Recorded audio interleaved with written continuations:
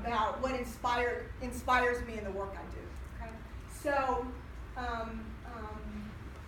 part of what we do is we are a steward of resources for the state of Ohio to other organizations. So to coalitions such as yourself, to suicide prevention coalitions, to service providers who support youth and adults, and we provide support to them. And so we don't get to see the people that we probably impact. Okay? We work with the Ohio National Guard, for instance, but we may not see the service member.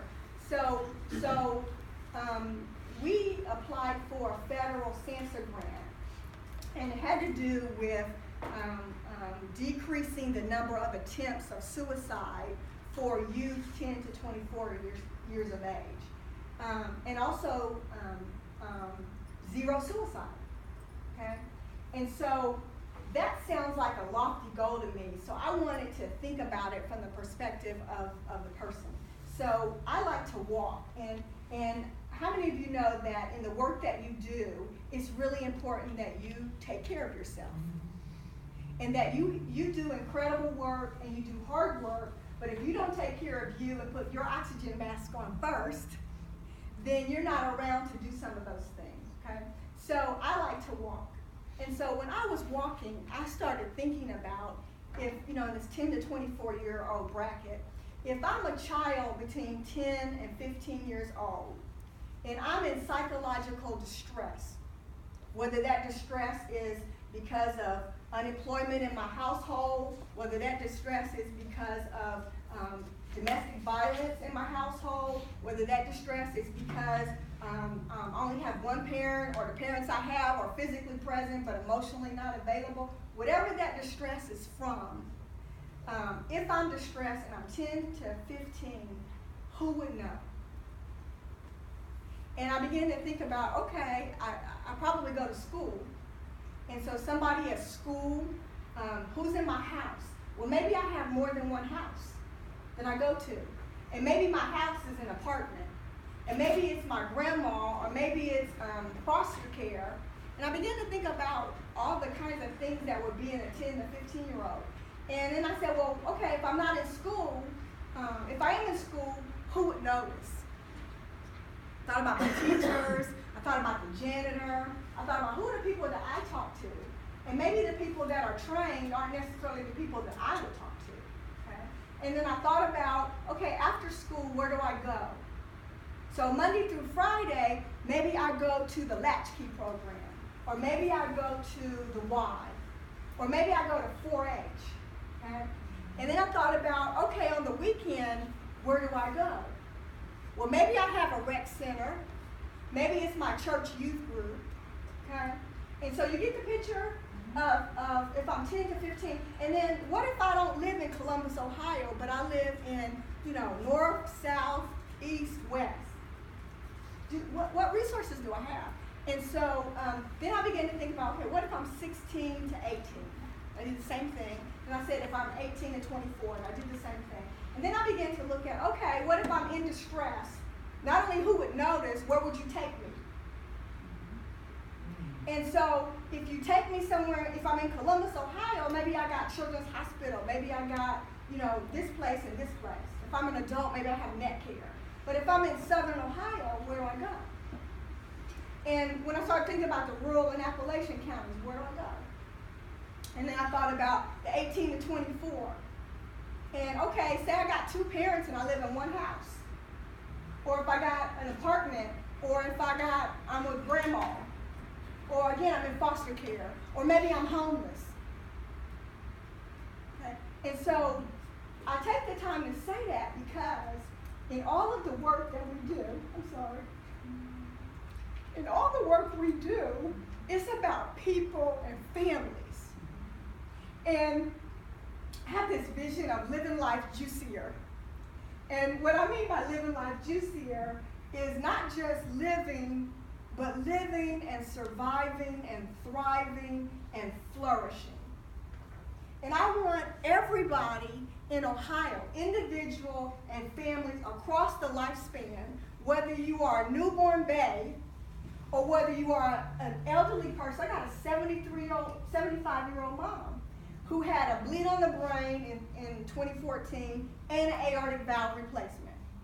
I got more than my fill of the trauma, the drama, continuity of care.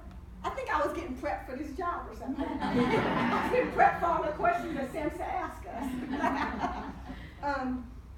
And so, you know, again, whether it's my 10-year-old that could be dealing with depression because she's a child of divorce, whether it's my spouse that's in graduate school in another state, becoming a clergy person that's dealing with, maybe he's dealing with something, I'm not there to notice, I want somebody to notice. Or whether it's my 75-year-old mom who has a number of health conditions that contribute to cognitive dysfunction, that contribute to maybe some depression, and we don't talk about it. Or whether it's my family member who attempted and completed suicide. Okay? And so I want you to know that these aren't, and maybe I'm speaking to the choir. Please forgive me. Please forgive me if I am. I don't want you to think about those people, them. I want you to remember to not forget that these could be our family members, our neighbors, the people that we go to at home, at work, at worship, at school, on the playground, kind of thing. And so when I developed the concept for the grant, those are the kinds of things I was thinking about. And then I took it into my whopping staff of 2, of which I'm 50%. Big ideas, you know. And then I shared it with the consultants that are grant writers. And then I shared it with my Ohio Moss partners. And then I shared my big ideas with our evaluator that's been working with us from Case Western. And so I'm sharing with you how this heartfelt piece became a concept.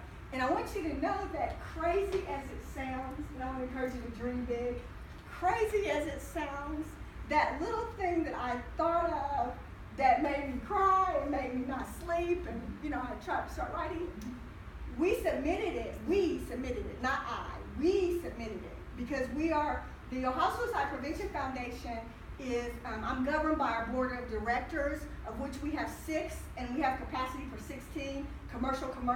We're going to be looking for board members across the state of Ohio. Even if it's a conflict of interest for you, but if you know somebody else, you know, we're going to be looking for that.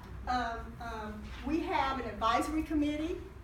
And yay, we have people from Ohio Moss on our advisory committee. Valerie, whatever you do to Valerie, wherever you move her, do to her, please do not take her from us.